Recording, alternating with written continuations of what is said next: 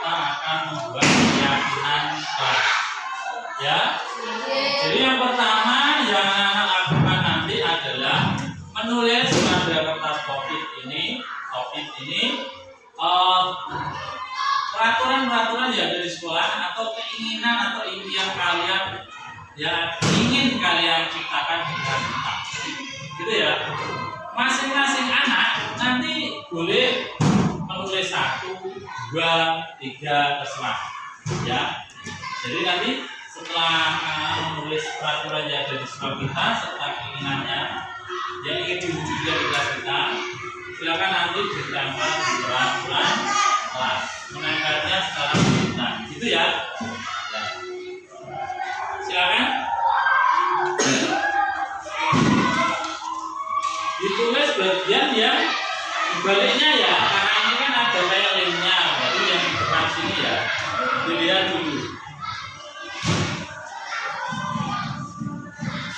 Silakan yang sudah dapat ditulis peraturan yang ada di kelas kita sebelumnya maupun apa yang kalian inginkan.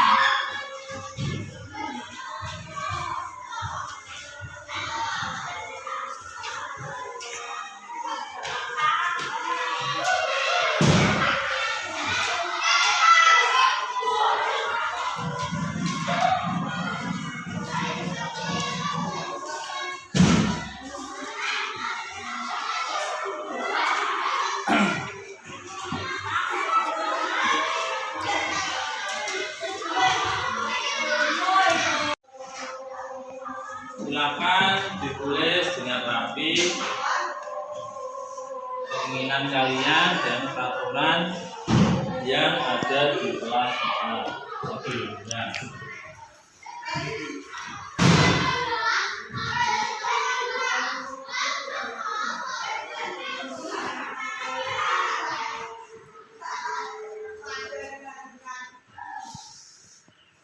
Sudah anak-anak?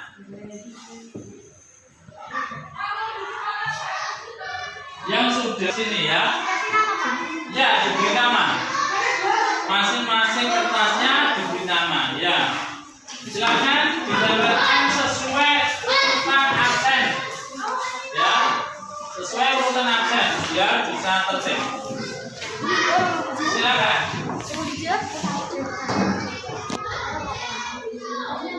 Silakan absen 1.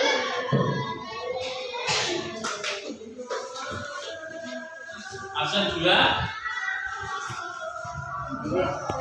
absen 3, silakan.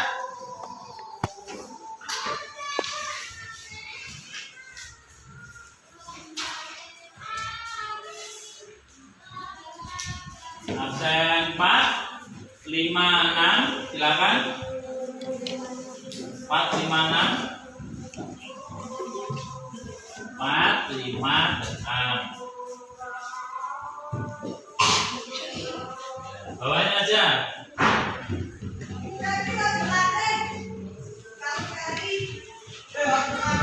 15, silakan. 16, 17, 18,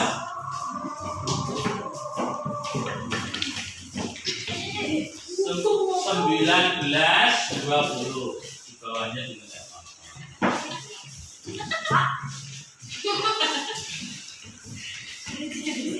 Iya, tidak usah buru-buru.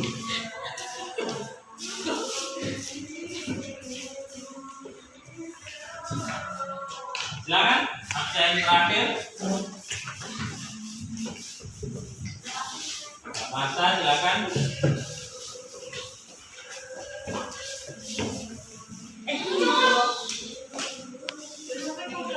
Peraturan kelas atau keinginan kalian tadi kita rangkum ke peraturan kelas atau keinginan kelas yang kalian tulis tadi, gitu ya. Ya, sekarang kita coba. Yang pertama, saya menginginkan untuk tidak membuli teman, menginginkan untuk agar semua teman mengumpulkan tugas tepat waktu. Ini menjaga kebersihan. Berarti tidak membuli ya. Tidak membuli. Ini ada mengumpulkan tugas tepat waktu.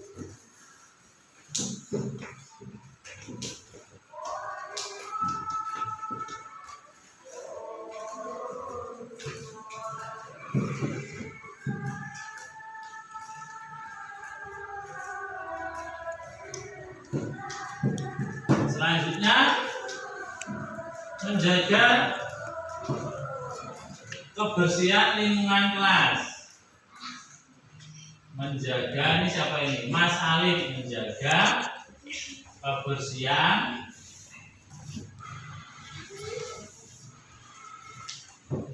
lingkungan kelas.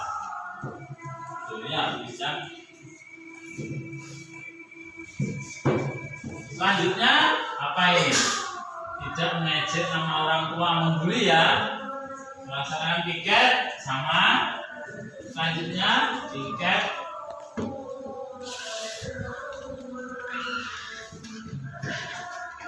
membuli sama Mas April. Berdoa sebelum belajar. Berdoa sebelum belajar ya. Berdoa sebelum memulai ini ya, kita rangkum ini hasil rangkuman kita tadi kan. Sekarang kita menuju ke keyakinan. Kira-kira yang pertama ini kalimat positifnya apa ya? Tidak membuli. Mencegah perundungan. Mencegah perundungan itu membuli jangan. Selanjutnya mengumpulkan tugas tepat waktu. Apa kira-kira kalimat positifnya?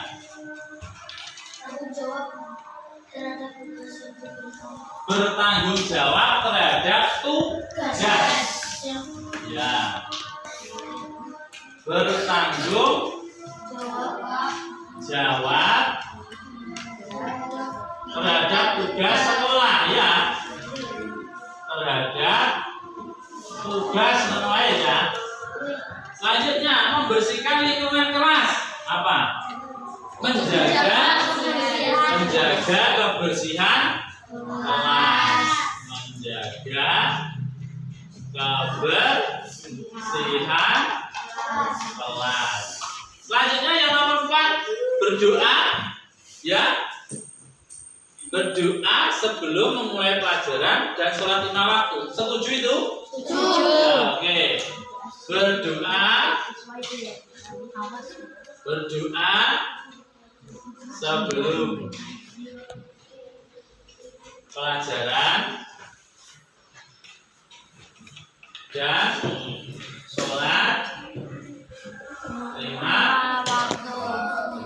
Selanjutnya anak-anak, setelah anak-anak meyakini keyakinan kelas dan sudah Pauline tulis sesuai kesepakatan kalian, nanti kalian akan Pauline bagi sesuai tempat duduknya ya. Masing-masing membahas keyakinan kelasnya dengan tabel apa? T. Itu ya. Yang di tulisan ini apa ini? Tampak seperti. Itu yang tampak apa? Tidak tampak seperti, kebalikannya atau kegiatan yang negatifnya. Itu ya. Contoh mencegah perundungan. Biasanya nanti tulis mencegah perundungan, bawahnya misalkan memanggil nama sesuai dengan namanya. Yang sini apa coba? Memanggil nama dengan nama orang tuanya. Boleh tidak itu? Sopan tidak? Itu termasuk kategori perundungan. Silakan nanti nama kelompoknya di bawah ya. Nama kelompoknya di bawah, namanya siapa?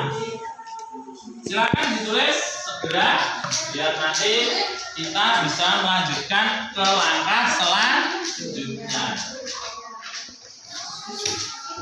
Kelompoknya sesuai dengan apa itu nak? Apa namanya? Keyakinan kelas. Berarti urut ya.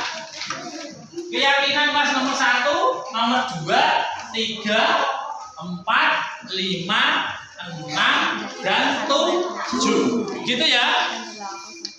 Silakan ditulis. Didiskusikan apa? Tanya. Yang atas. Yang atas untuk menulis keyakinan kelas yang akan kalian buat tabel T-nya.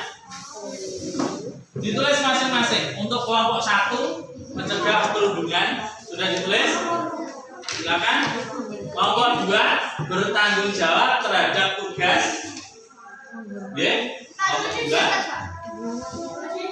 Iya, kan sudah ada kolomnya di atas. Ya, tulis di atas ini. Yang nomor 3, kelompok 3 menjaga kebersihan kelas. 4 berdoa sebelum pelajaran dan sholat 5 waktu. Silakan diskusi dengan anggota kelompoknya masing-masing.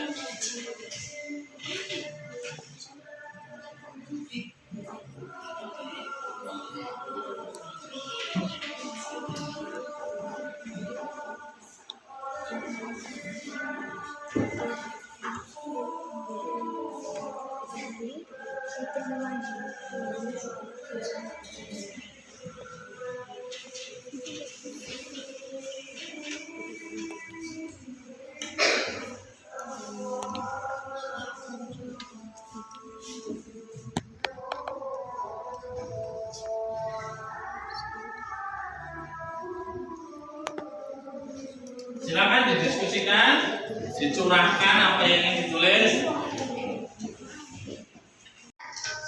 Setelah ini nanti anak-anak silakan mempresentasikan apa yang akan diskusikan. Satu kelompok diwakili pembicara yang sudah siap. Silakan sekarang anak-anak presentasi, dibacakan hasil diskusinya ya, masing-masing kelompok. Kita mulai dari kelompok 1. Silakan kelompok 1. Kami dari kelompok 1 akan mempresentasikan hasil diskusi kami. Mencegah perundungan tampak seperti memanggil dengan namanya sendiri, tidak tampak seperti memanggil nama orang dengan nama orang tuanya, tampak seperti 2 menggunakan uang sendiri untuk membeli jajan, tidak tampak seperti menggunakan uang orang lain untuk membeli jajan. Ya. Tampak seperti nomor 3 menggunakan bahasa yang sopan kepada orang lain, tidak tampak seperti menggunakan bahasa yang kasar kepada orang lain. Ya, terima kasih teman. Sekarang kelompok 2, silakan. Kami dari kelompok 2 diskusi Yang keras. bertanggung jawab terhadap tugas, tampak seperti 1 tidak mencontek tugas, tidak tampak seperti mencontek tugas teman, tampak seperti 2 bertanggung jawab terhadap tugas, tidak tampak seperti tidak mengerjakan tugas, tampak seperti 3 mengumpulkan PR, tidak tampak seperti tidak mengumpulkan tugas. Ya, terima kasih kelompok 2. Sekarang silakan kelompok 3. Kami dari kelompok 3 akan mempresentasikan hasil diskusi kita. Menjaga kebersihan kelas, tampak seperti nomor 1 buang sampah di tempatnya, tidak tampak seperti buang sampah sembarangan, tampak seperti nomor 2 piket kelas, tidak tampak seperti tidak melakukan piket kelas, tampak seperti nomor 3 ikut kerja bakti, tidak tampak seperti malas untuk kerja bakti. Ya, tepuk tangan untuk kelompok 3. Selanjutnya kelompok 4, silakan. Kami dari kelompok 4 ingin mempresentasikan tentang hasil diskusi kami. Berdoa sebelum pelajaran dan salat 5 waktu, tampak seperti berdoa sebelum pelajaran dan salat 5 waktu, tidak tampak seperti tidak berdoa sebelum pelajaran dan tidak salat 5 waktu, tampak seperti setiap hari setelah salat, tidak tampak seperti tidak pernah setelah salat, tampak seperti tertib saat berdoa, tidak tampak seperti tidak tertib saat berdoa. Ya, terima kasih kelompok 5.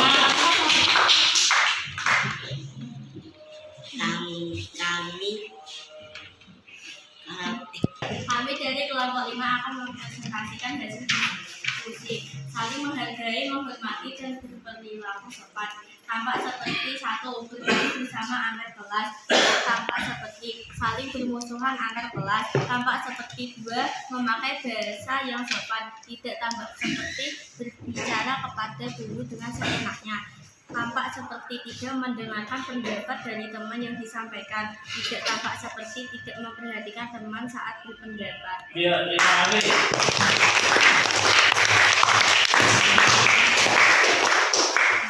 Sekarang silakan kelompok 6 ya. Kami dari kelompok 6 akan mempresentasikan diskusi kami.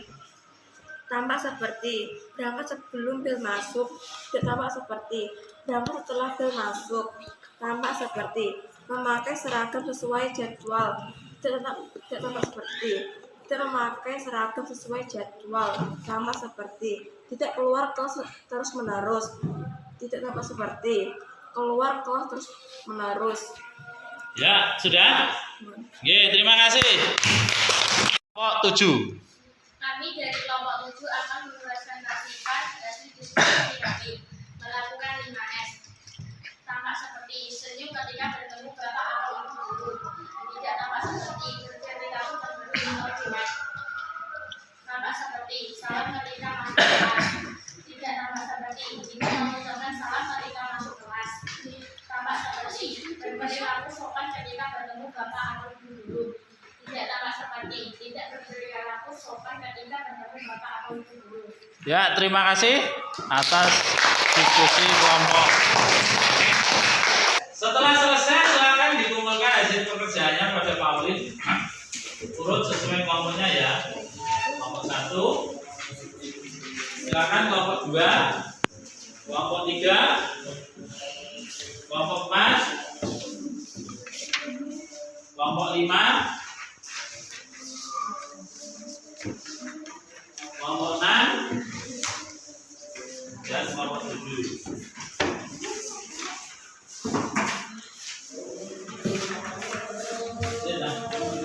Selanjutnya silakan nanti ini tulis di tabel D. Apa yang tadi kalian tulis ya? Apa yang kalian tulis tadi silakan tulis di tabel D. Terdengar apa yang kamu dengar, terlihat apa yang bisa kamu lihat, berperilaku apa yang bisa kamu lakukan terhadap keyakinan kelas sesuai dengan tugasnya masing-masing.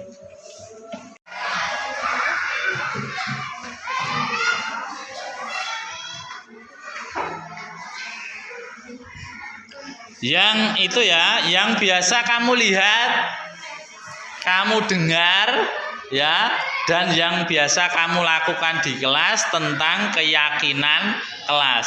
Silakan ditulis di tabel Y.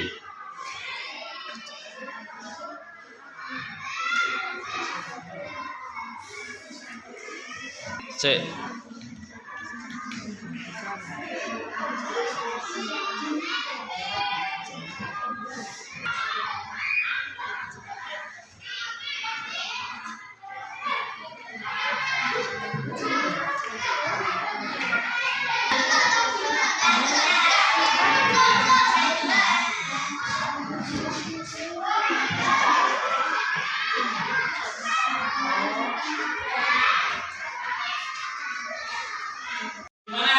Sudah selesai mengisi tabel Y-nya?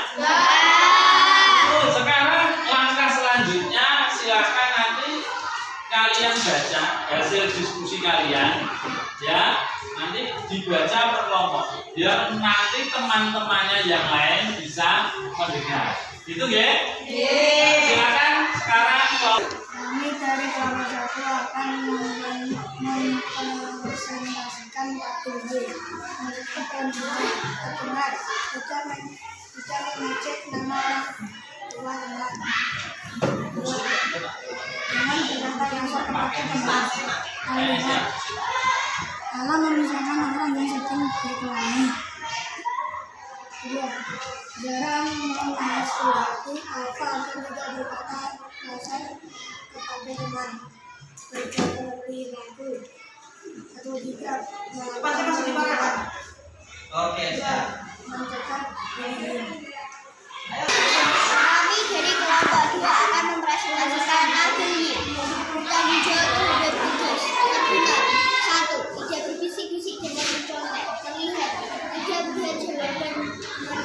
Perilaku dan contoh. 2. Ikuti diskusi bersama saat berkelompok. Lihat, membuat proyek saat berkelompok. Berperilaku, menyelesaikan tugas dari guru.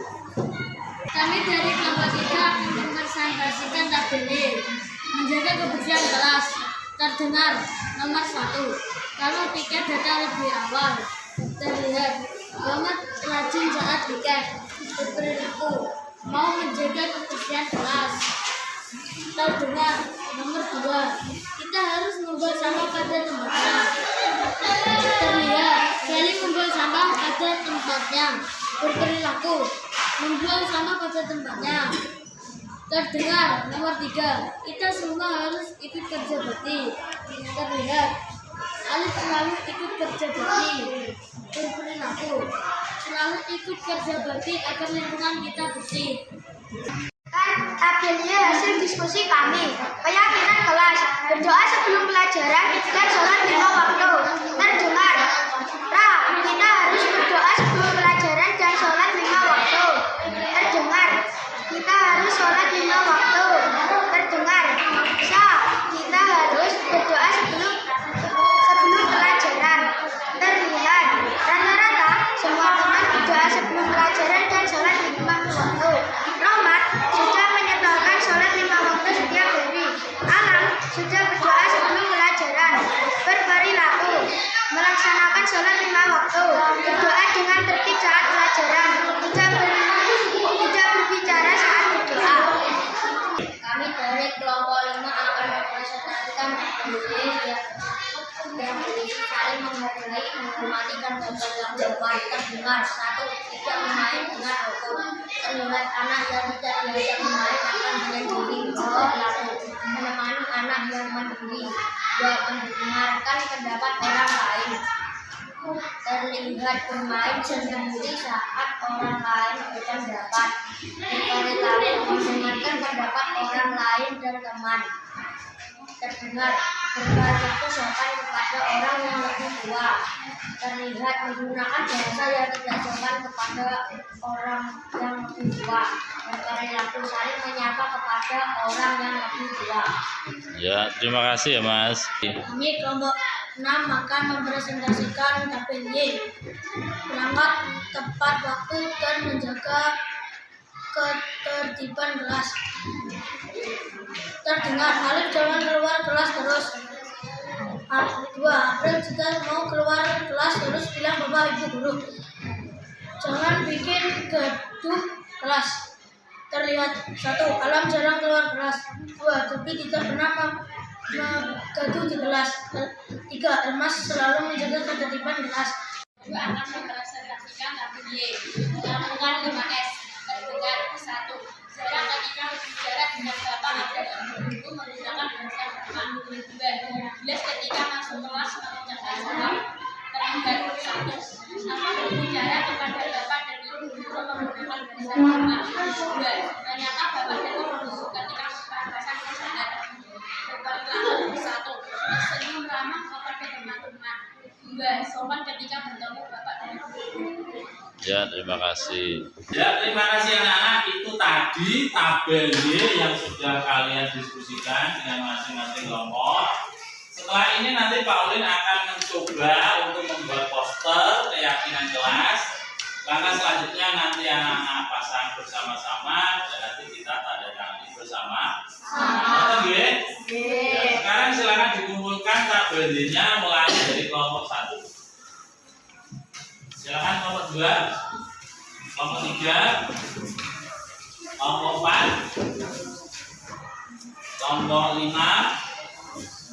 kelompok 6, dan kelompok 7.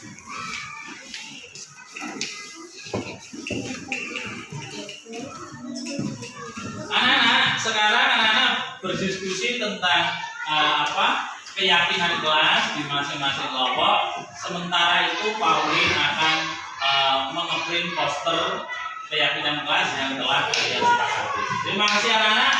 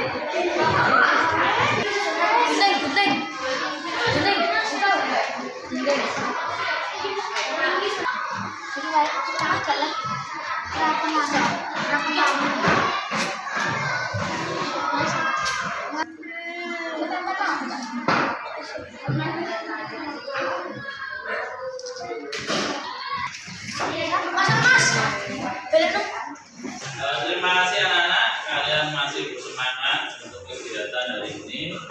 Yang terakhir, karena Pak Ulin tadi sudah ngeprint, sudah anak-anak sudah mencoba menempelkan bola, dan terakhir nanti kita sebagai tanda persetujuan, kita nanti melakukan tanda tangan di tempat keyakinan kelas. Ya, nanti setelah tanda tangan silakan tulis namanya. Jadi nanti secara langsung anak-anak sepakat atas apa yang telah kalian sepakati yang tadi dengan memberikan tanda tangan. Yang pertama Pak Ulin dulu ya. Nanti silakan di bawah ya, di bawah dan di samping, oke? Di bawah, di samping, biar yang atas kelihatan.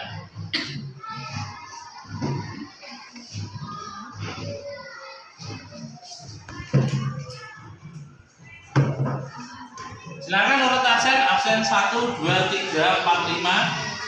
Silakan untuk membubuhkan tanda tangan. Absen 1, 2, 3, 4, 5. Silakan.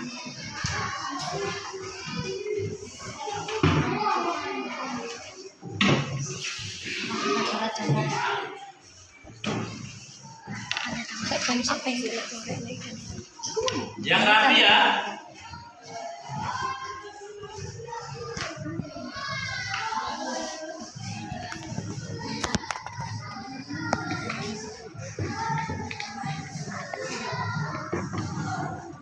Lanjutkan dengan absen berikutnya 6, 7, 8, 9, 10. Silakan.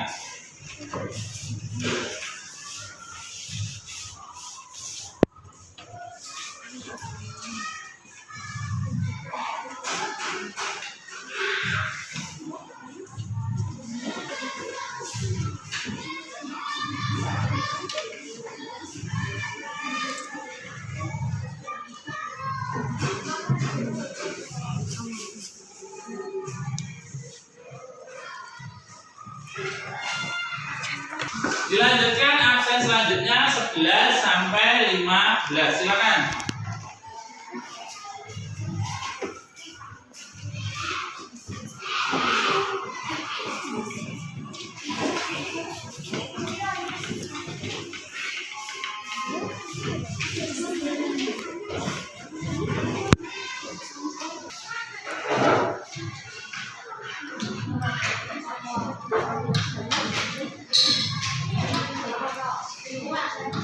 Lanjutkan untuk absen terakhir, jumlah terakhir 16 sampai 22. Silakan. Di samping ini ya, melanjutkan temannya.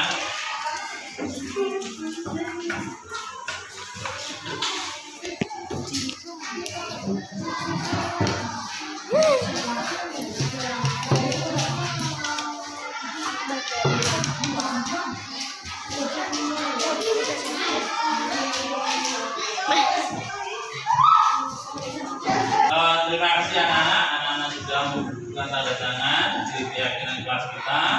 Pak Ulin mengucapkan terima kasih atas kerjasamanya. Pak Ulin berdoa supaya nanti anak-anak bisa melaksanakan ya keyakinan kelas tersebut dengan penuh rasa tanggung jawab. Yang terakhir, Pak Ulin doakan anak-anak menjadi anak yang soleh dan soleha, sukses dalam pembelajaran dan mencapai cita-cita kalian. Saya cukupkan sekian. Assalamualaikum warahmatullahi wabarakatuh.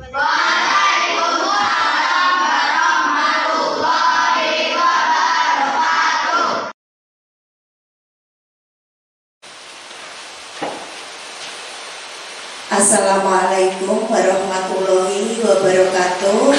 Waalaikumsalam warahmatullahi wabarakatuh. Selamat siang Bapak Ibu semuanya. Ya, Bu.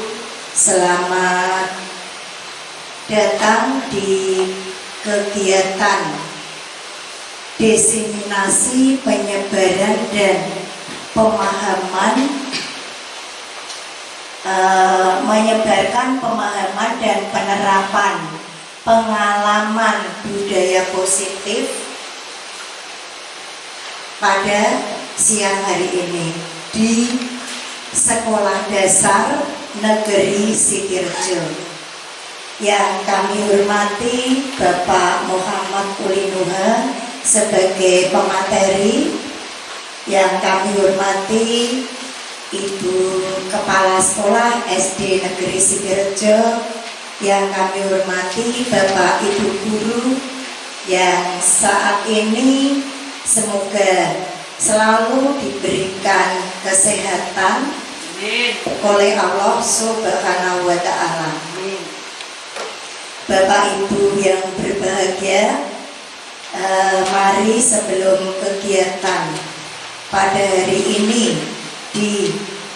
dilaksanakan, yang pertama sekali kita panjatkan puji syukur kita kehadirat Allah Subhanahu wa Ta'ala yang sudah memberikan banyak kenikmatan, yang utamanya kesehatan, sehingga kita semuanya dapat berkumpul di tempat ini untuk mengikuti kegiatan diseminasi menyebarkan pemahaman dan penerapan pengalaman budaya positif. Bapak Ibu semuanya, sebelumnya perkenankanlah kami untuk membacakan serangkaian kegiatan pada siang hari ini. Adapun kegiatan dimulai dengan yang pertama pembukaan, sedangkan yang kedua pemaparan materi, yang ketiga diskusi dan tanya jawab, yang keempat penutup. Bapak Ibu semuanya, kita mulai dengan acara yang pertama, yaitu pembukaan. Marilah kita buka dengan bacaan basmalah bersama. Bismillahirrahmanirrahim. Kemudian untuk acara yang kedua, yaitu pemaparan materi yang akan dipaparkan oleh Bapak Muhammad Ulinuha. Monggo untuk waktu disilakan.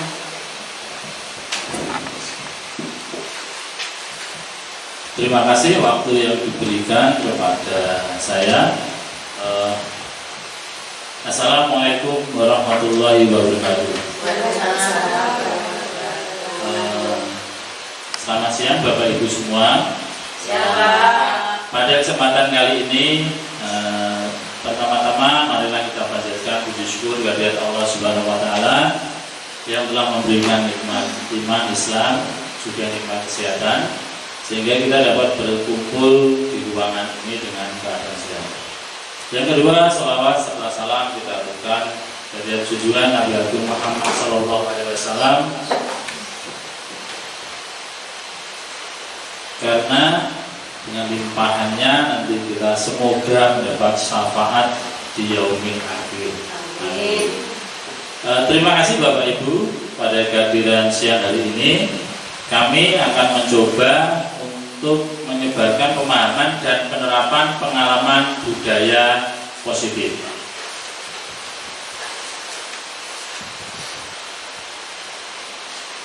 Ini ada penampilan dari kelas 6, kita lanjutkan saja. Konsep inti budaya positif. Jadi pada siang hari ini nanti kita akan mempelajari tentang konsep inti budaya positif. Di antaranya nanti adalah perubahan paradigma belajar, disiplin positif dan nilai-nilai kebajikan, teori motivasi, hukuman, penghargaan dan restitusi, kebutuhan dasar manusia, selanjutnya motivasi perilaku manusia, posisi kontrol guru, keyakinan kelas, dan yang terakhir adalah segitiga restitusi. Mungkin Bapak Ibu bertanya, apa itu disiplin positif? Apa itu teori motivasi? Apa itu restitusi? Mungkin bagi sebagian Bapak Ibu sudah mengenal dan sebagian lagi belum, ya. Jadi yang pertama akan kami perkenalkan nanti adalah perubahan paradigma untuk belajar. Jadi Bapak Ibu nanti di sini membuka pengetahuan Bapak Ibu untuk mencoba menerima sesuatu yang baru tentang konsep budaya positif. Matur nggih? Selanjutnya, pembelajaran dengan paradigma baru. Pembelajaran dengan paradigma baru merupakan pembelajaran yang dirancang berdasarkan prinsip pembelajaran berdiferensiasi sehingga dapat memenuhi kebutuhan murid berdasarkan tahap perkembangan sesuai teori psikologi modern untuk mewujudkan profil pelajar Pancasila. Di sini nanti kita akan berpusat kepada siswa untuk melakukan budaya positif sehingga nanti dapat membimbing kebutuhan siswa untuk menuju profil pelajar Pancasila. Seperti yang Bapak Ibu ketahui, ini profil pelajar Pancasila ya. Selanjutnya kita lanjutkan tentang filosofi pemikiran Ki Hajar Dewantara. Tujuan pendidikan. Mungkin di sini Bapak Ibu sudah paham tentang tujuan pendidikan nasional. Di sini nanti kita akan mencoba top down kepada tujuan pendidikan Ki Hajar Dewantara. Kenapa harus Ki Hajar Dewantara? Pertama kali saya mempelajari di guru penggerak juga saya tanyakan, kenapa baru sekarang kita menggali Ki Hajar Dewantara? Ternyata kalau kita tidak mencoba untuk sesuatu yang baru, menerima perubahan, kita menentang adanya perubahan, nanti kita juga akan tergerus sendiri. Baiknya nanti kita mengalir saja. Kenapa harus Ki Hajar Dewantara? Karena Ki Hajar Dewantara ini pendapatnya soft ya. Menurut saya halus. Seperti ini, menuntun. Jadi tujuan pendidikan menurut Ki Hajar Dewantara adalah menuntun segala kodrat yang ada pada anak-anak agar mereka dapat mencapai keselamatan, kebahagiaan setinggi-tingginya baik sebagai manusia maupun anggota masyarakat. Dalam menuntun anak sebaiknya disesuaikan dengan kodrat alam dan kodrat zaman. Di sini kita sebagai guru punya tugas untuk melakukan pendidikan, dan menurut Ki Hajar Dewantara tugas kita itu menuntun untuk apa? Menuntun untuk anak itu nanti menuju kodratnya. Menurut Ki Hajar Dewantara, seorang siswa itu mempunyai kodrat alam dan kodrat zaman. Kodrat alam ini sesuai dengan lingkungan sekitar, jadi anak-anak nanti akan berkembang sesuai dengan lingkungan sekitar. Kalau di lingkungan nelayan berarti ya nanti keahliannya di lingkungan nelayan tersebut. Kalau di pegunungan, lingkungannya pegunungan, biarkan dia berkembang sesuai dengan kodratnya yang ada di pegunungan. Kodrat zaman, sekarang zaman modern ya. Jadi paling tidak nanti kita mempersiapkan anak didik kita untuk menghadapi tantangan zaman sekarang ini. Selanjutnya, guru sebagai pamong, guru diharapkan memiliki nilai positif yang dibutuhkan untuk membentuk karakter pelajar Pancasila dengan memberi contoh. Di sini pembelajaran dilakukan dengan memberikan contoh, karena pembelajaran yang mudah dipahami adalah pembelajaran dengan memberikan contoh. Seperti yang telah kita lakukan setiap pagi, ya, kita datang pagi untuk melakukan piket pagi menyambut anak-anak. Jadi kita memberikan contoh untuk kita datang pagi, sehingga nanti pada saat pembelajaran kita sudah siap, tidak gerusa-gerusu. Selanjutnya, filosofi pemikiran Gajah Dewantara menyatakan bahwa untuk mencapai kemerdekaan atau dalam konteks pendidikan kita saat ini menciptakan murid yang merdeka, syarat utamanya adalah harus ada disiplin yang kuat. Disiplin yang dimaksud adalah disiplin diri yang memiliki motivasi internal. Di sini kita mencoba mengeluarkan motivasi internal. Jadi nanti kalau belajar kita harus mendengar terpaksa, nanti kita kadang malas untuk belajar. Tetapi kalau kita mampu menumbuhkan disiplin intrinsik, jadi dari dalam, ya, motivasi internal, motivasinya adalah melalui dirinya sendiri. Berarti anak-anak lebih bersemangat, tidak merasa terpaksa. Hubungannya dengan budaya positif. Misalkan anak-anak pagi piket.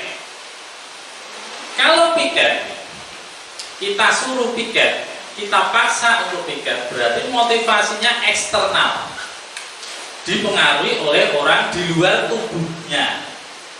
Jadi kalau tidak ada orang itu, maka nanti anak tersebut tidak melakukan piket. Tetapi apabila motivasinya internal dari dalam dirinya sendiri, piket itu nanti membuat kelas bersih, kita nyaman belajar. Jadi motivasinya dari dalam dirinya sendiri, ada maupun tidak ada, Bapak Ibu guru, siswa kita tetap melakukan piket kelas. Jadi di sini nanti yang kita coba tumbuhkan adalah motivasi internal. Selanjutnya, di sini kita akan belajar tentang apa yang diajarkan oleh Dr. William Glasser dalam kontrol teori, yang meluruskan beberapa miskonsepsi tentang makna kontrol. Yang pertama adalah ilusi guru mengontrol siswa.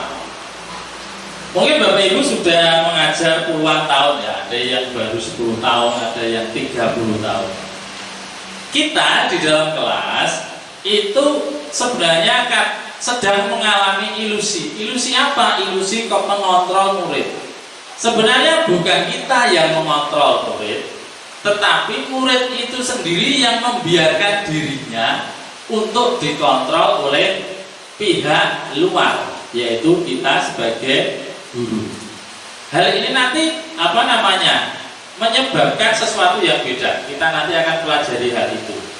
Selanjutnya, yang kedua, ilusi bahwa semua penguatan positif efektif dan bermanfaat. Perlu saya tekankan lagi, ini berdasarkan Dr. William Glasser. Mungkin kalau nanti ada ahli yang lain akan berpendapat yang lain juga. Ilusi bahwa semua penguatan positif efektif dan bermanfaat. Misalkan siapa yang mendapat nilai 100 kita kasih bintang, ini merupakan penguatan positif, bisa membuat anak-anak bersemangat. Tetapi di sisi lain sebenarnya bukan penguatan dari luar, tetapi kembali lagi tadi bahwa murid itu sendiri membiarkan dirinya untuk diberikan penguatan positif dari luar. Yang selanjutnya adalah ilusi bahwa orang dewasa dapat memaksa. Kita sebagai orang dewasa, seperti tadi juga kita sebagai guru, biasanya kita memaksa anak-anak. Kalau anak-anak itu mengikuti, itu sebenarnya adalah ilusi. Karena anak-anak itu nanti mengikuti bukan karena ingin ikut, tetapi nanti hubungannya tentang kebutuhan dasar manusia yang akan nanti kita pelajari. Sebenarnya kebutuhan dasar manusia itu ada 5. Ya, salah satunya rasa aman, refreshing, fun, gitu. Jadi nanti kenapa anak-anak ini mau dipaksa untuk mengikuti orang dewasa? Karena didesak oleh dirinya sendiri sebenarnya, bukan karena oleh gurunya atau orang dewasa. Dirinya sendiri sebagai apa? Sebagai untuk mendapatkan 5 kebutuhan manusia. Selanjutnya, ilusi bahwa kritik dan membuat rasa bersalah mampu menguatkan karakter. Sebenarnya hal ini sering kita lakukan ya. Kita mengkritik anak-anak, membuat anak-anak merasa bersalah, sehingga anak-anak nanti bisa menguatkan karakternya. Hal ini tampaknya berjalan dengan lancar. Tetapi nanti kalau secara terus-menerus terakumulasi, anak-anak nanti merasa bersalah dan malah akan membuat dia semakin tidak bisa berkembang. Choice theory dapat menyadarkan kita sebagai pendidik untuk lebih peka terhadap perilaku siswa. Jadi menurut teori ini kita itu sebenarnya berjalan melihat semuanya dengan normal di kelas. Anak-anak kita ajar ikut, anak-anak mengikuti peraturan ini, peraturan itu. Sebenarnya menurut teori ini itu hanya merupakan ilusi. Yang anak-anak yang kita anggap berjalan dengan normal sebenarnya itu tidak berjalan dengan normal. Jadi kita dipaksa untuk punya pemikiran terbalik dengan harapan kita dapat kritis terhadap tumbuh kembang anak, dan sehingga kita mampu menuntun anak untuk memenuhi kodrat alam dan kodrat zamannya. Ngerti nggih Bapak Ibu? Selanjutnya kita lanjutkan ke disiplin positif. Disiplin itu berasal dari kata disiplina yang berarti belajar.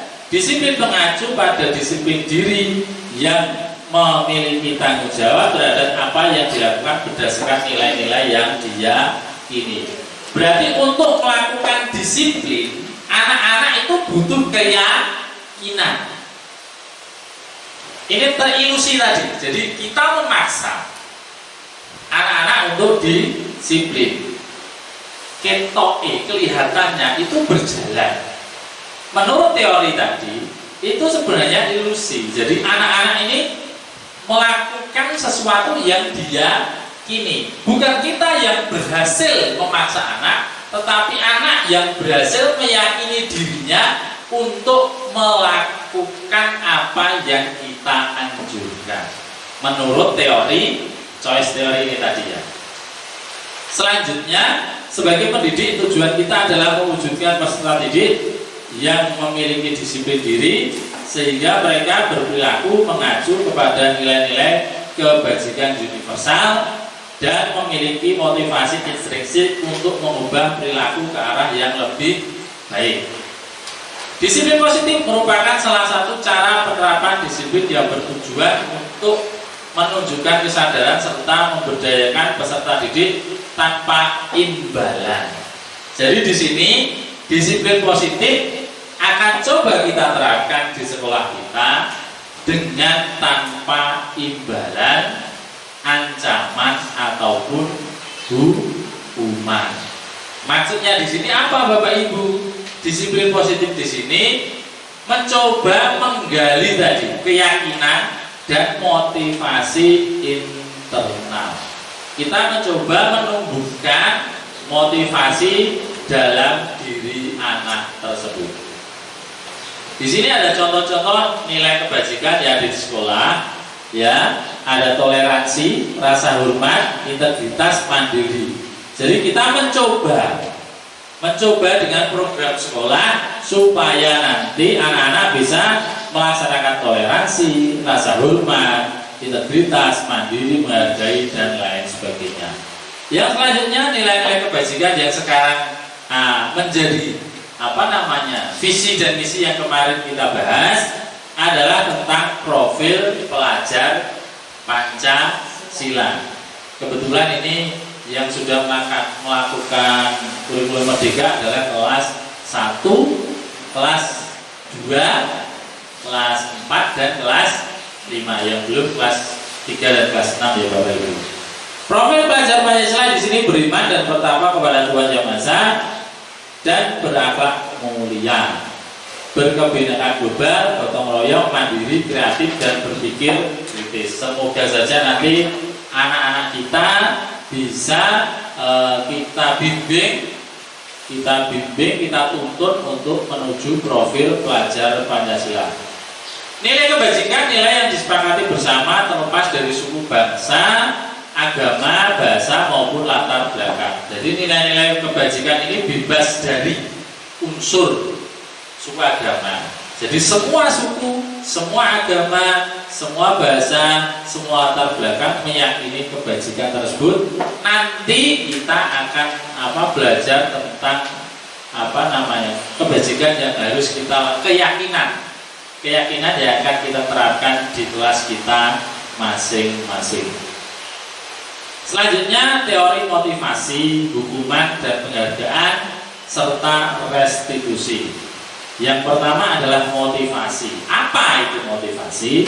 Motivasi menurut Dian Gosset ini menghindari ketidaknyamanan atau hukuman. Yang kedua, untuk mendapatkan penghargaan atau imbalan. Dari nomor 1 dan nomor 2 ini sebenarnya motivasinya adalah ekstrinsik, motivasi dari luar. Yang kita inginkan dari anak didik kita adalah motivasi yang ketiga, untuk menjadi orang yang mereka inginkan, menghargai diri sendiri dengan nilai-nilai yang mereka percaya. Tadi kan yang diyakini yang dilakukan ya. Diyakini ini atau yang dipercaya ini nanti akan menjadi motivasi intrinsik. Ada maupun tidak ada Bapak Ibu guru, nanti anak-anak ini masih mempunyai daya maupun upaya untuk melakukan belajar, melakukan budaya positif. Misalkan budaya positif yang sedang kita galakkan adalah menuntun sepeda dari depan sampai belakang. Nonton nggih? Ada maupun tidak ada Bapak Ibu guru, anak-anak akan menuntun sendiri sepedanya, tidak dinaiki dengan logika yang diyakini, kalau saya naik karena jalannya sempit nanti saya jatuh. Itu motivasi intrinsik dari dalam dirinya. Tetapi walaupun begitu, kita sebagai guru tadi punya kewajiban untuk menuntun anak untuk menuju kodratnya. Jadi walaupun sudah mencoba menumbuhkan, tapi harus coba kita tuntun. Saya mencoba kalau datang ke sekolah langsung ke belakang di dekat musola. Saya coba lakukan itu secara berulang dan terus. Alhamdulillah anak-anak sudah mulai tertib. Yang perlu menjadi koreksi Ibu Kepala, tempat sepeda itu yang paling penuh adalah kelas 4 itu. Jadi harus ditata dengan kelas 4 dan kelas 6. Tapi untuk kelas 6 masih bisa. Tapi untuk kelas 4 itu nongol, karena kelas 4 banyak sekali yang membawa sepeda. Ya, itu tiap pagi saya coba untuk duduk di situ, mengawasi anak, mencoba saya berikan contoh, dan mencoba setelah itu saya lihat dari jauh bisa tidak. Ternyata masih belum bisa, walaupun rentangnya ini sudah berapa bulan ya, hampir 4 bulan ya dari kesepakatan awal kita itu masih belum bisa. Walaupun begitu tugas kita tadi menuntun gitu. Tidak memaksa, mendorong, tapi menuntun. Semoga saja dengan keberlanjutan dan konsistensi nanti anak-anak tumbuh motivasi dalam dirinya sendiri. Terutama anak-anak yang Bapak Ibu tolong nanti anak-anak yang terutama kelas 4 ya, yang tidak punya apa itu namanya jagang. Nah, itu sangat mengganggu anak-anak yang lain pada saat menaruh sepeda. Karena yang jagangnya lemes itu ada satu kayaknya, dan jagangnya lemes itu kalau ambruk nanti ambruk semua. Terus nanti diusahakan jagangnya yang standar, yang belum nanti disuruh membeli, kalau tidak ya nabung dulu lah. Ya, ngerti nggih? Jadi kita mencoba untuk anak-anak itu mempunyai motivasi intrinsik dari dalam. Hukuman, nah ini yang mencoba nanti kita pelajari lebih lanjut. Hukuman dan konsekuensi. Hukuman ini bersifat tidak terencana. Hukuman bersifat satu arah. Tetapi menurut kita hukuman ini paling efektif. Nggih mboten? Nah, paling efektif karena membuat efek jera menurut kita. Tetapi yang tadi saya mencoba, tadi kan paradigma baru gitu. Kita mencoba sesuatu yang baru. Menurut yang kita pelajari di depan, bahwa sebetulnya hukuman itu hanya menimbulkan kelihatan yang di atas, di dalamnya tidak kelihatan. Jadi hanya semu. Ketoke dilakukan patuh, tapi sebenarnya di dalam diri anak terpendam sesuatu, yaitu bom waktu. Jadi secara tidak langsung hukuman ini efektif, tetapi mengandung banyak resiko.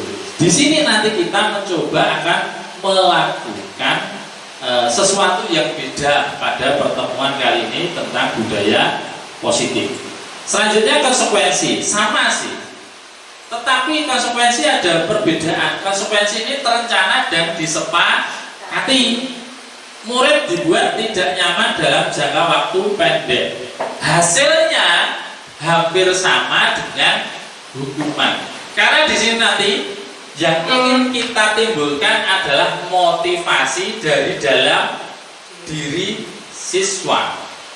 Kalau kita melakukan hukuman dan konsekuensi, nanti motivasinya tetap dari eksternal, dari luar anak tersebut. Jadi nanti kita akan mempelajari beberapa hal untuk menumbuhkan tentang budaya yang bisa menimbulkan motivasi dalam diri. Penghargaan, Alfikons mengemukakan penghargaan itu maupun hukuman adalah cara mengontrol perilaku seseorang yang menghancurkan. Sebenarnya penghargaan ini menghancurkan. Pada saat saya membaca materi ini pertama kali, mosok penghargaan menghancurkan. Nah, tadi seperti yang kita bahas bersama, untuk di kurikulum ini yang kita bahas adalah tentang Ki Hajar Dwiwantoro dan beberapa ahli yang umumnya pendapatnya itu halus, menghancurkan potensi yang sesungguhnya. Menurut Kon, secara ideal tindakan belajar itu sendiri adalah penghargaan. Jadi sebenarnya dari penghargaan ini ada 7 penghargaan, hukuman, dan yang lainnya. Sebenarnya penghargaan sendiri itu adalah ilmu yang Bapak Ibu transfer. Itu penghargaannya, bukan uang, bukan barang atau hadiah yang lainnya. Karena kalau kita selalu memberi hadiah, pada saat tidak diberi hadiah, nanti motivasinya akan menurun. Tetapi penghargaan, kalau penghargaan itu berupa ilmu itu sendiri, Ilmu itu adalah apa namanya? Akan kita ingat, kita gunakan sepanjang hayat. Jadi penghargaan terbesar pada saat anak-anak belajar adalah ilmu yang didapatkan. Selanjutnya, nah ini yang baru, restitusi. Apa itu restitusi, Bapak Ibu? Proses menciptakan kondisi bagi murid untuk memperbaiki kesalahan, sehingga mereka kembali pada kelompok mereka dengan karakter yang lebih kuat. Ini menurut dosen 2004. Melalui pendekatan restitusi, ketika murid berbuat salah, guru akan menanggapi dengan mengajak murid berefleksi. Bapak Ibu, restitusi baru mengenal istilahnya ya. Istilahnya seperti ini, definisinya seperti ini. Tetapi sebenarnya saya yakin Bapak Ibu sudah sering melakukan, tetapi istilahnya baru dapat ini, namanya restitusi. Biar nanti apa namanya, ada putra panjenengan restitusi apa lah, ini kok lu sing kae. Jadi nanti restitusi ini sebenarnya apa namanya, bisa kita praktekkan sehari-hari dan sudah Bapak Ibu praktekkan, tetapi mungkin langkahnya tidak sesuai yang diinginkan dosen ini, sehingga hasilnya nanti juga akan berbeda. Ngoten nggih. Jadi restitusi ini ada beberapa, ada 4 ini. Jadi nanti kita akan belajar tentang restitusi. Sekarang kita akan melanjutkan tentang kebutuhan dasar manusia. Seperti yang saya ungkapkan tadi. Jadi anak-anak jenengan hukum manut, jenengan paringi ribet manut, itu bukan karena ribetnya hadiahnya, bukan karena hukumannya, tetapi karena kebutuhannya. Ngoten nggih. Terus nanti dari awal saya mencoba mengajak Bapak Ibu untuk membuka. Ini pengetahuan baru. Ini ilmu baru. Walaupun sebenarnya sudah Bapak Ibu lakukan, tetapi nanti kita sesuaikan dengan kebutuhan tentang kurikulum merdeka. Ngoten nggih. Jadi kebutuhan dasar manusia itu ada 5. Ini Bapak Ibu. Kebutuhan bertahan hidup. Contoh misalnya bertahan hidup. Contoh, anak-anak itu sering disuruh mukul kepala temannya. Pernah tidak Bapak Ibu mendapati itu? Kowe mau kok iso nangis kenapa? Dipukul. Yang dipukul ditanya, loh kenapa kok si A dipukul? Sing ngakon iku Pak. Kan gitu nggih? Nggih ya? Sing ngakon si B. Tetapi coba sekarang Pak Ulin misalnya, Pak Ulin coba sekarang. Saya sudah sering melakukan ini. Sekarang Pak Ulin dawuhi, coba ini ada penggaris pukul kepalamu. Dia pasti tidak akan mau.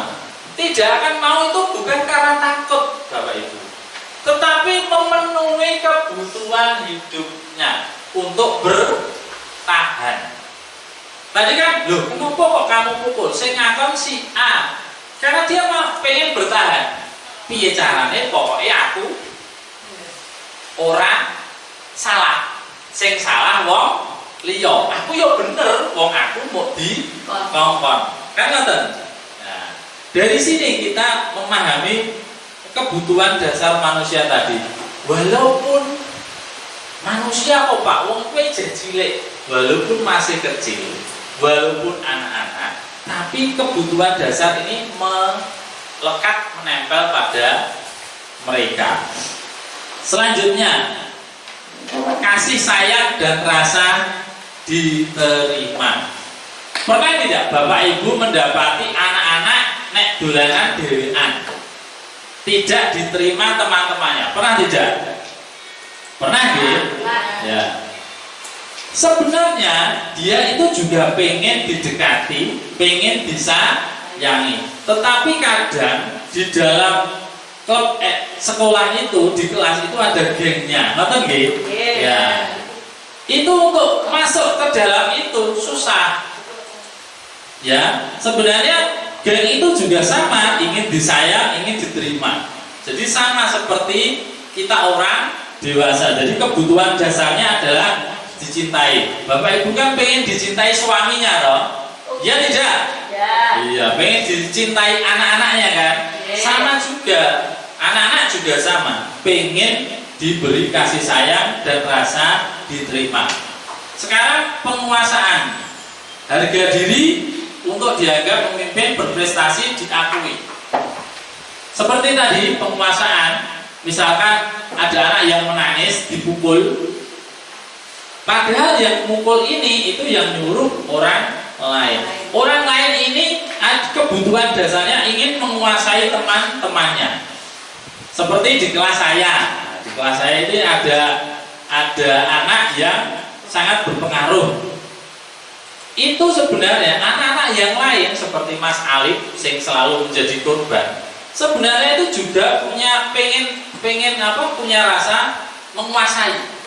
Lah Mas Alif ini ganti menguasai muridnya Bu Juni.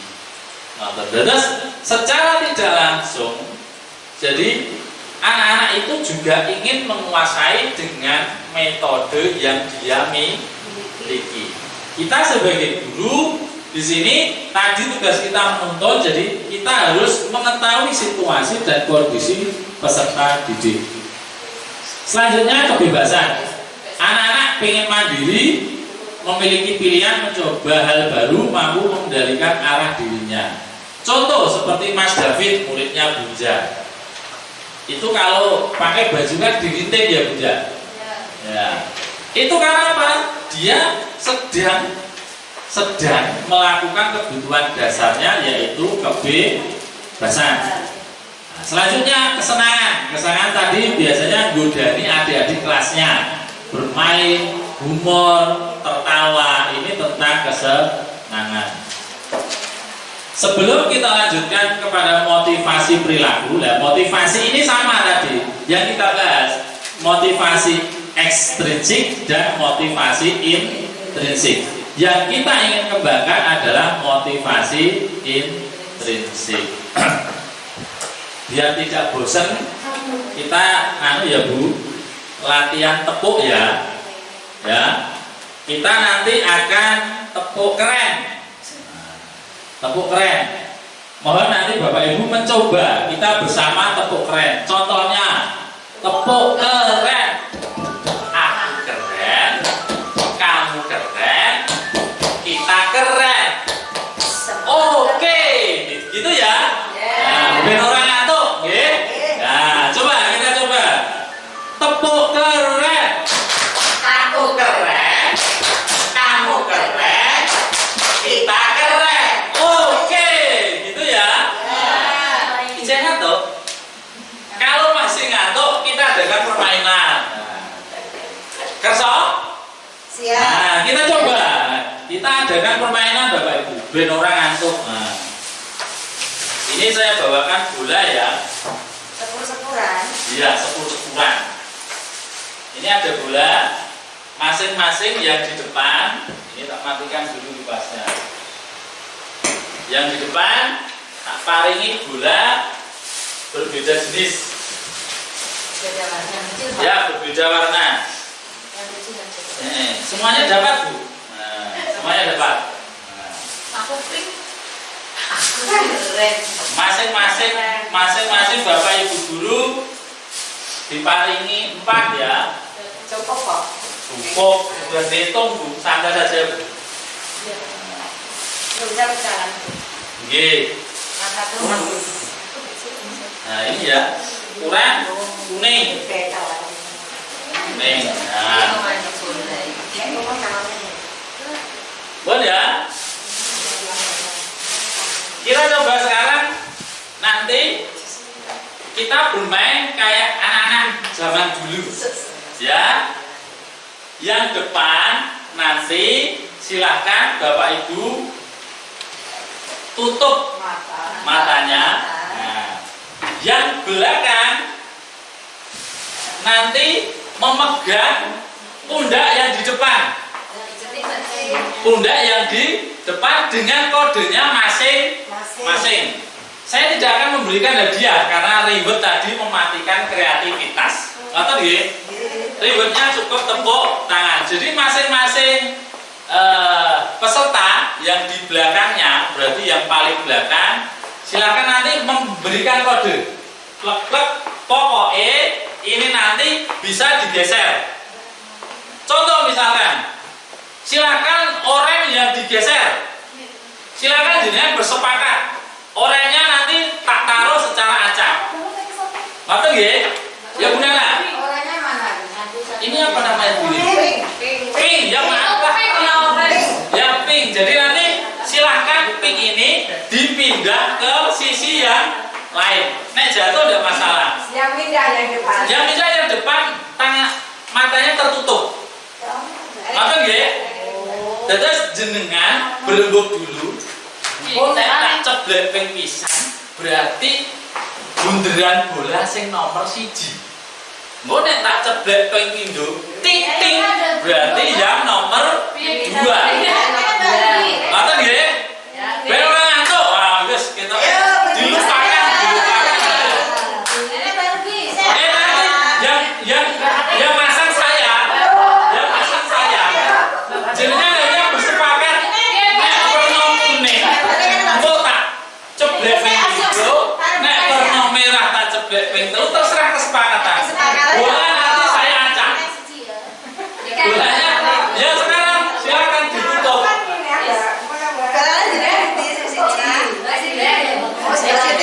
Nanti dipindah saja. Dipindah dari kanan ke kiri. Silakan membuat kesepakatan sendiri-sendiri. Ayo bukti. Turun. Prantuk ngente dosa.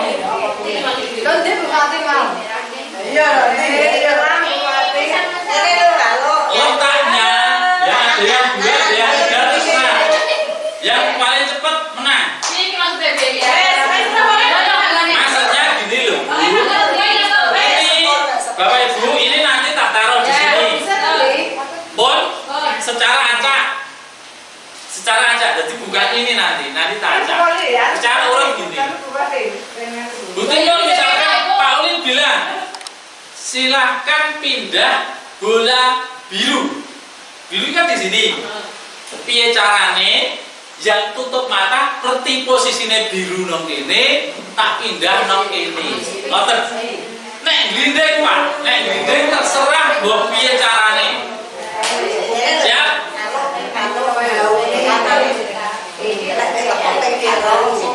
Begitu ya. Silahkan berdiskusi dulu.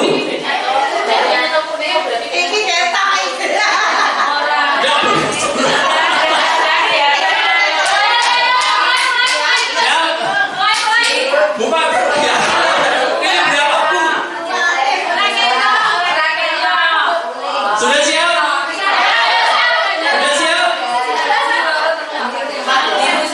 Nanti dulu. Permainan saya mulai kalau saya sudah mengacak bolanya.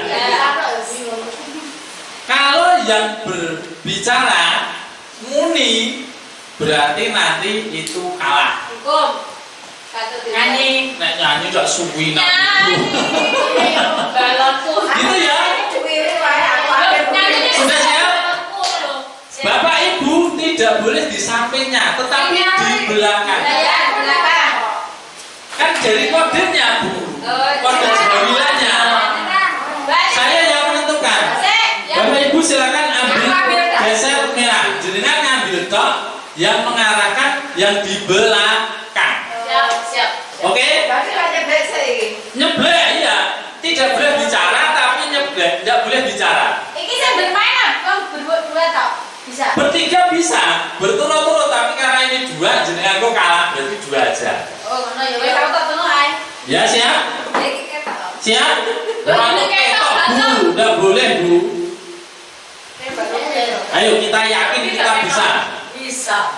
Bu Fatim itu curiga, ketok. Ketok Bu Fatim. Orang ketok. Sudah siap? Sudah siap?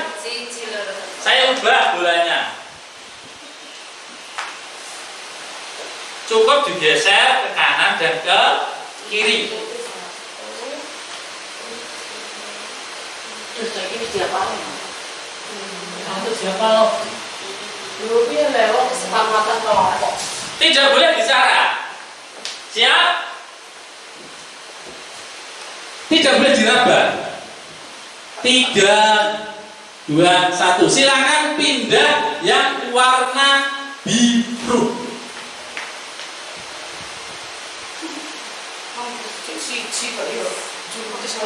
Biru. Pindah ke sebelahnya. Satu yang biru saja. Ya. Ada yang belum?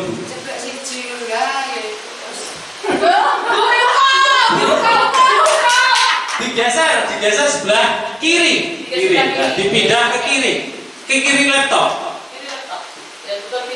Nah, selanjutnya yang kedua putih.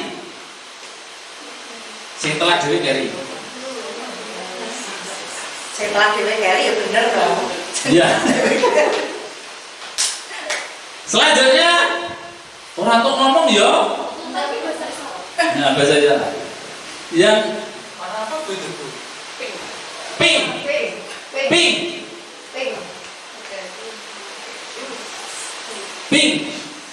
Ayo Bupati berjuang. Berjuang.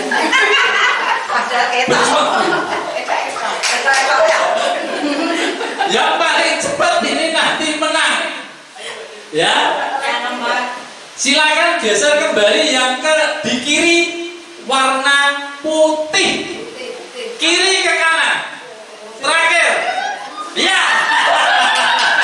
Itu benar nomor 1 Juli. Bupati Bu Juli kayaknya dewe. Ya. Terima kasih. Tepuk tangan untuk Bapak Ibu semua. Biar ada ngantuk. Kalau kacamata dikit sama ngeluh. Kita lanjutkan ya. Selanjutnya tentang motivasi perilaku tadi. Jadi ada motivasi ekstrinsik dan intrinsik yang ingin kita tumbuhkan tadi apa Bapak Ibu? Motivasi apa? Intrinsik. Gitu ya. Kita lanjutkan. Hukuman konsekuensi dan restitusi seperti yang tadi saya jelaskan. Kita lanjutkan saja. 5 posisi kontrol guru. Bapak Ibu pernah menghukum? Tidak pernah. Pernah menjadi teman? Pernah dalam menyelesaikan masalah sebagai membuat rasa bersalah. Jadi anak itu membuat supaya merasa bersalah. Tidak sekali. Sebagai pemantau, memantau kegiatan. Dan sebenarnya yang sering Bapak Ibu lakukan adalah sebagai manajer. Ya, manajer. Coba nanti kita pelajari dulu. Kita itu sebenarnya hobi kita di mana? Di nomor 1. Apa menghukum, apa teman, membuat rasa bersalah sebagai pemantau atau manajer. Silakan nanti coba setelah ini bisa dipraktekkan di kelas. Selanjutnya contoh penerapan 5 posisi kontrol. Ini ada siswa yang tidak memakai atribut lengkap saat upacara. Biasanya kan ada yang ketinggalan topi ya. Sebagai penghukum biasanya, ayo sekarang kamu tidak membawa topi. Hormat bendera selama 1 jam. Wah, kesel itu ya. Nah, ini sebagai penghukum. Untuk saat ini sangat jarang kita sebagai pendidik, semoga kita dihindarkan ya dari khilaf. Kalaupun ada nanti saling mengingatkan sebagai posisi penghukum. Membuat rasa bersalah. Ini kalau dulu itu biasanya ahlinya Pak Arif ya. Kalau ada masalah apa kan biasanya monggo Pak Arif gitu ya yang konseling. Ini membuat anak-anak merasa bersalah. Ini biasanya Bapak Ibu yang sudah senior mungkin ya paham dan biasa melakukan. Jadi berapa kali memberitahu kamu bahwa tidak boleh mengecewakan. Sebagai teman, nah, ini sebagai teman biasanya bapak ibu guru yang masih muda, Bu Yuli, Bu siapa, Guru B, ini biasanya kan ibu-ibu gaul gitu ya. Jadi kalau mendekati anak didiknya dengan cara sebagai posisi kontrol sebagai teman, ayo dong ikut aturan sekolah, ayo Cah bareng-bareng yuk dibersihkan gitu. Biasanya begitu. Selanjutnya sebagai pemantau, sudah melanggar kamu tahu konsekuensinya. Ini lebih soft gitu. Sesuai dengan apa tadi namanya kurikulum merdeka. Selanjutnya sebagai manajer, apakah kamu tahu kesalahanmu? Kira-kira bagaimana kamu memperbaiki kesalahanmu? Biasanya bapak ibu menggunakan posisi kontrol ini untuk memberikan nasihat kepada anak didiknya. Sekarang kita coba, ini ada kasus. Jenengan posisinya sebagai apa tadi? Tadi kan ada sebagai teman, penghukum, manajer, pembuat merasa bersalah, sebagai pengamat atau pemantau. Maka ada 5. Sekarang yang ini kira-kira, monggo bapak ibu. Ini tidak diberi hadiah ya, cuma di applause gitu aja ya. Patuhi aturan saya atau awas gue, biasanya kan gitu. Apa? Teman-temanku pintar sebetulnya. Ada awasnya ya, iya. Nah ini fase, nah Bu Yuli fase banget ya. Selanjutnya yang kedua, ibu sangat kecewa sekali dengan kamu. Kira-kira apa ini? Ini sebenarnya menurut saya bagus, tetapi ternyata setelah kita belajar teori ini nanti akan membuat anak semakin minder tertekan, tidak percaya diri atas kemampuannya. Selanjutnya yang sudah kali ini tidak apa-apa, nanti ibu bantu bereskan. Teman ya, ini biasanya yang bapak ibu yang muda-muda biasanya menggunakan ini ya. Yang baik hati. Selanjutnya apa yang telah kamu lakukan? Pemantau. Nah, nek basa Jawa kemang apa Kemang tangan apa? Ini bapak ibu sebagai pemantau. Betul. Yang terakhir, jika kamu meyakini apakah kamu bersedia memperbaikinya, ini sebagai manajer. Secara tidak langsung karena kita sebagai guru sekolah dasar tidak memiliki guru konseling ya. Jadi secara tidak langsung kita harus bisa atau menguasai posisi-posisi kontrol ini, sehingga nanti pada saat kita berada menghadapi siswa kita bisa melakukannya. Sekarang selanjutnya keyakinan kelas. Mengapa keyakinan kelas bukan peraturan? Nah ini kita kembali lagi tadi ke motivasi intrinsik. Kalau kita yakin kita lakukan, itu berarti dari dalam diri kita sendiri. Nah, ini saya kemarin mencoba untuk membentuk keyakinan kelas. Keyakinan kelas bersifat abstrak.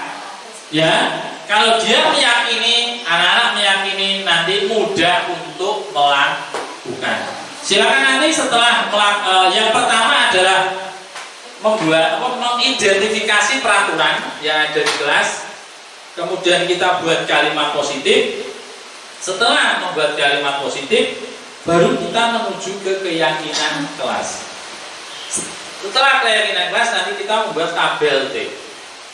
Nanti akan saya sampaikan pada kesempatan yang lain bagaimana membuat tabel T dan tabel Z. Untuk apa Bapak Ibu? Wah, barang ngono kok. Ya sekedar untuk pengetahuan, syukur-syukur nanti bisa diimplementasikan di kelas Bapak Ibu masing-masing. Ini yang tadi saya janjikan segitiga restitusi. Jadi di sini nanti Bapak Ibu akan mencoba melakukan 3 tahapan: validasi tindakan yang salah, menanyakan keyakinan, menstabilkan identitas. Jadi nanti kita akan melakukan ini, menstabilkan identitas dahulu. Dialognya seperti ini: berbuat salah itu tidak apa-apa. Tidak ada manusia yang sempurna. Dalam hal ini anak-anak mencoba setelah emosi, menangis, marah, ya memukul temannya, kita stabilkan dulu siapa ini saya. Setelah itu kita mencoba melakukan validasi tindakan yang salah. Misalkan ada anak memukul temannya, apakah itu perbuatan benar atau perbuatan yang salah? Kenapa melakukan itu? Jadi ini memvalidasi, mencari alasan kenapa melakukan hal tersebut. Selanjutnya adalah menanyakan keyakinan. Apa yang kita percaya sebagai kelas atau keluarga. Jadi kita hubungkan dengan keyakinan kelas yang kita buat tadi. Ini contoh yang sudah saya buat, sudah saya lakukan di kelas. Monggo Bapak Ibu.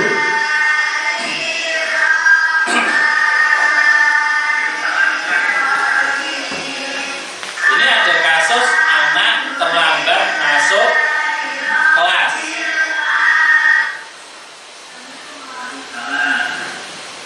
Ada CCTV-nya ya Pak, terpantau ya.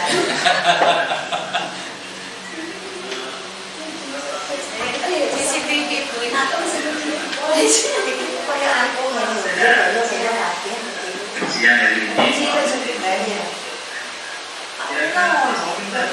Tas pagi sampai sekolah jam berapa? Jam 7:15.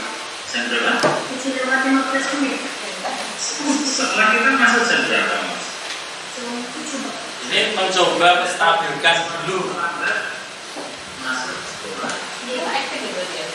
Iya, Gimana bersyukur itu lah. yang hari aku itu. Ini ya. Aku di sini itu mencari siapa karena kami Ini sudah melakukan tindakan yang kedua. di sini Pak Uli ingin mencari solusi. Kenapa Mas? Jadi restitusi itu bukan mencari siapa yang salah, tetapi memberikan jalan keluar atau solusi. Jadi anak nanti menemukan sendiri. Punya alasan. Kira-kira kenapa? Karena tadi malam tidurnya kemalaman. Nah ini mencari validasi dulu. Satu dulu. Belajar atau bermain? Bermain HP. Sehingga tidurnya terlalu malam aja. Akhirnya jamnya kesiangan. Betul ya? Sekarang Sofi masih ingat ya keyakinan kelas yang kita buat, kita sepakati bersama. Iya, tentang disiplin dan tepat. Ini Mas Sofi. Disiplin dan tepat waktu penting tidak bagi kita. Penting ya Mas. Sekarang terlambat masuk sekolah. Bagaimana supaya tidak terlambat? Nah ini coba sudah ke langkah yang ketiga.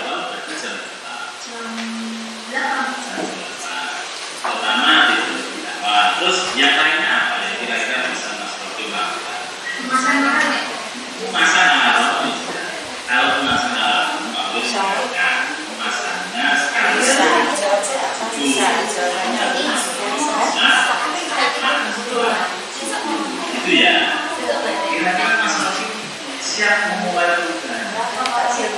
terakhir. Jadi gini, jadi nanti malam itu malam mandi, terus dia memasang alat itu ya, supaya nanti besok pagi Mas Rodim berangkatnya tidak terlambat. Kira-kira bisa nggak melaksanakan puasa? Insya Allah bisa ya. Semoga Mas Rodim bisa juga bisa mendapatkan tepat waktu di kelas dan bisa menjadi anak yang soleh. Itu ya. Berjanji untuk melakukan perubahan. Siap? Terima kasih Mas ya. Pak Uli tunggu besok bagaimana. Gitu ya. Terima kasih ya. Ya, silakan pulang.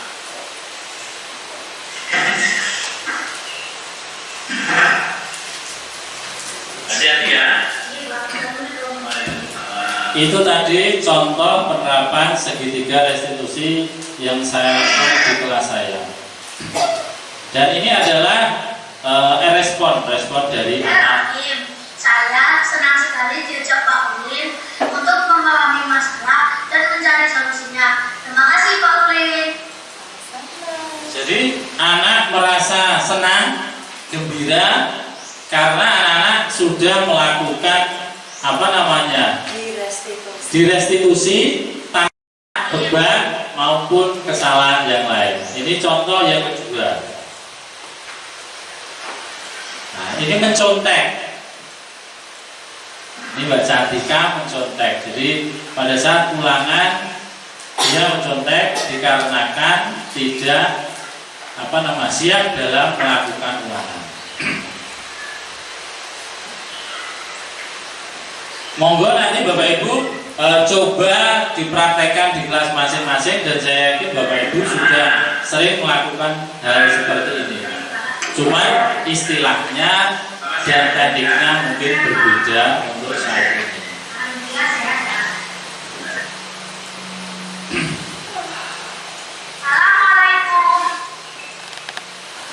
Yang terakhir setelah Bapak Ibu bersama saya hampir dari 1 jam. Yang terakhir adalah merefleksi. Jadi untuk mengimplementasikan program budaya positif, diharapkan guru memiliki standar kepribadian, profesional, dan sosial yang baik. Guru mampu melakukan refleksi. Jadi setelah Bapak Ibu mencoba melakukan budaya positif tadi, melakukan restitusi tadi, Bapak Ibu mampu untuk melakukan refleksi guna menciptakan atau menuntun anak-anak menjadi anak-anak yang berbudi pekerti luhur, merdeka, bertanggung jawab. Selanjutnya rencana perbaikan implementasi. Dalam menerapkan program budaya positif, saya nanti akan mencoba berkolaborasi dengan Bapak Ibu kepala sekolah maupun warga sekolah yang lain dalam menyamakan persepsi untuk menuntun murid-murid kita, sehingga nanti murid-murid kita mampu menjadi anak-anak yang berbudi pekerti luhur, merdeka dalam pembelajaran, dan menjadi anak yang bertanggung jawab. Ini salah satu kegiatan yang akan dibahas kemarin.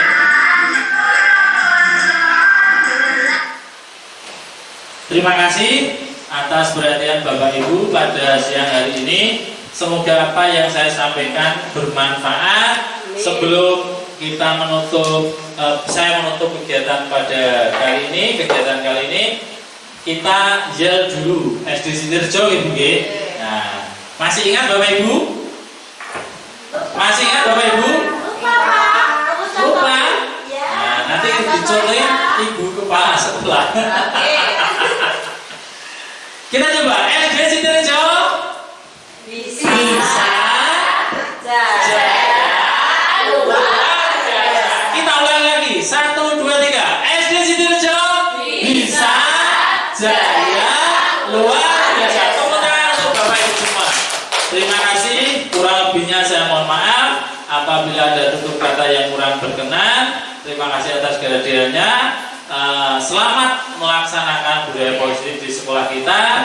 Dan apabila ada tutur kata yang kurang berkenan, saya mohon maaf sekali lagi. Assalamualaikum warahmatullahi wabarakatuh. Waktu saya kembalikan kepada Bu Khalif. Buat Thomas.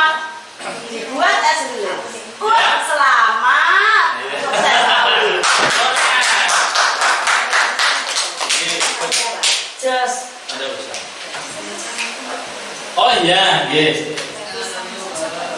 Kita lanjutkan dengan acara selanjutnya tanya jawab. Ada yang ingin ditanyakan Bapak Ibu? Ada pertanyaan tentang pelaksanaan restitusi atau budaya positif yang lain? Sudah jelas, Pak. Sudah cukup? Ya, apabila Bapak Ibu ada yang bertanya, mohon silahkan. Satu pertanyaan tidak apa-apa. Kalau tidak ada, mungkin saya bisa mewakili untuk bertanya ya Pak Ulin ya. Monggo, Bu, monggo. Sebentar, terima kasih atas waktunya ya Pak Ulin. Di paparan Pak Ulin tadi di situ kan ada pembentukan keyakinan kelas ya. Ya. Nah, ini cara kita mengajak atau membuat keyakinan kelas dengan kelas kecil, kelas rendah, misalnya untuk kelas 1 ini bagaimana ya Pak Ulin caranya?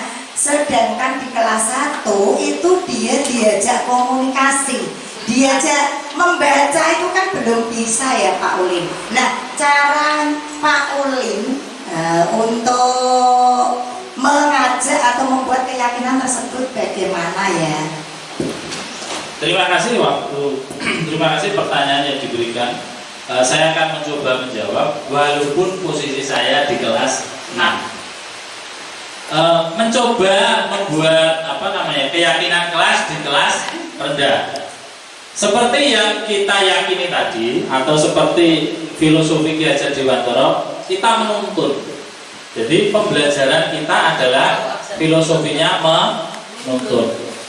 Dengan kesulitan anak-anak yang belum mampu baca tulis, kita mencoba menuntut secara pelan-pelan kebutuhan yang dia inginkan di kelas tersebut.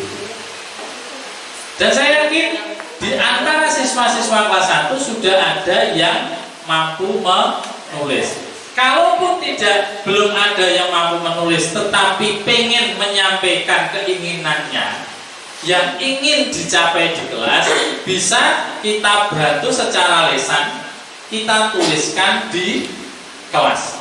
Dan saya ingatkan Bapak Ibu, untuk membuat keyakinan kelas supaya Bapak Ibu ini melakukannya, anak-anak melakukannya dengan senang hati, perlu stimulus seperti tadi melakukan ice breaking. Setelah menjadi poster, silakan poster dibuat sebagus mungkin. Bisa dengan Canva, dengan anak-anak. Caranya kita buat Canva dulu, anak-anak mencari gambarnya yang diinginkan ditempel apa. Setelah anak-anak menginginkan gambarnya bisa ditempel, jadi dia merasa memiliki. Ngerti nggih? Setelah merasa memiliki, nanti kita tempel di kelas dan anak-anak membuat tanda tangan. Nek kelas 1 belum bisa tanda tangan, ya menuliskan namanya dengan bimbingan guru. Jadi karena kita menuntut anak-anak, jadi kita mencoba untuk mendalami anak-anak kelas 1 yang belum mampu menulis. Kalau belum mampu menulis, saya yakin sudah mampu berbicara dan kita tanyakan keinginan yang ingin dicapai di kelasnya itu seperti apa. Dan kita arahkan. Kalau yang belum mampu menulis berarti meningkatkan kemampuan menulis. Ngoten Bu Kolis? Apabila ada pertanyaan lagi, monggo. Terima kasih Pak Ulin atas pencerahannya. Untuk kemudian misal saya diberikan tugas menjadi kelas 1, insya Allah dapat menjadi referensi saya dalam pembuatan keyakinan kelas tersebut. Baik Bapak Ibu, untuk sesi ini adalah sesi diskusi dan tanya jawab. Monggo Bapak Ibu yang lain jika ingin bertanya lagi disilakan. Bu Wiwit mungkin sudah gitu deh. Ya, untuk acara diskusi dan tanya jawab Bapak Ibu kita cukupkan sampai di sini dan acara kita yang terakhir adalah menutup.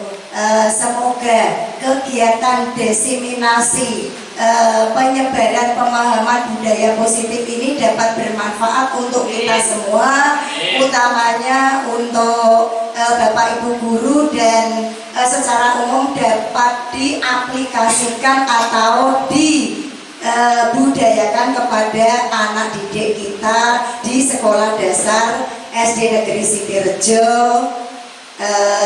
yang kita cintai ini. Baik Bapak Ibu, acara yang terakhir adalah penutup. Kita tutup dengan bacaan hamdalah.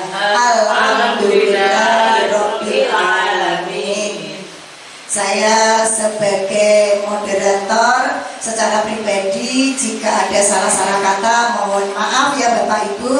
Cukup sekian. Wassalamualaikum warahmatullahi wabarakatuh.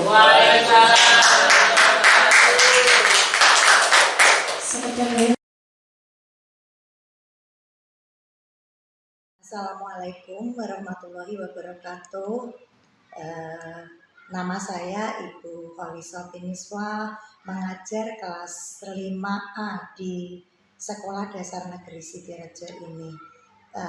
Setelah saya mengikuti diseminasi penyebaran budaya positif yang dipaparkan oleh Bapak Muhammad Ulinuha, CGP Angkatan 9 Kabupaten Pati ini, saya merasa mendapatkan pengetahuan baru, mendapatkan ilmu, dan saya juga merasa senang sekali dapat kesempatan untuk mengikuti kegiatan diseminasi budaya positif tersebut. Setelah saya mendapatkan pengetahuan seperti itu, terutama mengenai terkait dengan segitiga restitusi ini, saya tergerak dan berkeinginan untuk mempraktekkan di kelas saya, yang mana murid ini biasa terjadi murid dengan murid itu pasti ada atau pasti melakukan kesalahan satu sama lainnya. Jadi saya tergerak ingin mempraktekkan, memberikan cara-cara seperti yang dipaparkan Pak Ulin tadi, merestitusi anak tersebut sehingga anak tersebut dapat menyelesaikan masalahnya sendiri, anak tersebut dapat kembali menjadi normal seperti posisinya tadi. Jadi di sini saya sangat senang, saya sangat berterima kasih kepada Pak Ulin yang telah memberikan pengalaman dan pengetahuan yang baru bagi saya. Itu tadi sedikit testimoni dari saya. Testimoni ini cukup sampai di sini. Terima kasih Pak Ulin. Wassalamualaikum warahmatullahi wabarakatuh. Assalamualaikum warahmatullahi wabarakatuh. Nama saya Zahra, kelas 6A. Wali kelas saya Pak Ulin. Saya akan menceritakan pengalaman saya membuat keyakinan kelas. Pengalaman saya membuat keyakinan kelas sangatlah seru dan menyenangkan. Setelah membuat keyakinan kelas, saya berharap kelas kita menjadi lebih nyaman, aman, dan tertib. Sehingga saya lebih giat belajar untuk mencapai cita-cita. Wassalamualaikum warahmatullahi wabarakatuh.